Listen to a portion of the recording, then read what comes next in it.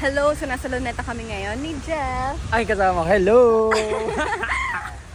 So, hindi mo na ako masyado mag-shoot or mag-phone kasi gusto ko i-beat yung PR ko ng 5 kilometers. Good luck. I can Ako do yung this. kinakabahan, hindi ikaw. Ako yung kinakabahan. Nakabulin ko yung, 30 I can do minutes. this. Grabe. 35 kasi. So, 34, 30. Basta ma-beat ko siya. Good luck. Let's go. Okay. Hi guys. So, na-sub PR ko siya, yay. Pero ang dami nangyari. Like, feeling ko nagka-runner stitch ako dito. Like, oh my gosh. Pero pinupush ko pa rin. Nandun natanggal yung tali ko. Nakakaloka.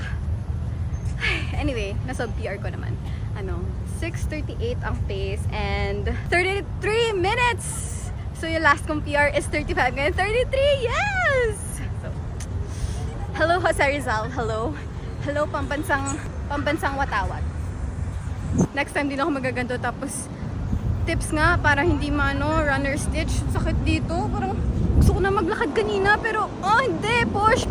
PR talaga. PR. Musta? Work ng work. Grabe, pagod ako. Yeah. Ang bilis ni Ayla, guys. Mabilis siyang tumakbo. Ako, 40 minutes ko natapos yung 5 km. Siya, 30 lang talaga, as in. Mabilis siya. Puro Pagod ako work. sa kanya. Pero nag-work kasi ako habang tumatakbo. So, yun.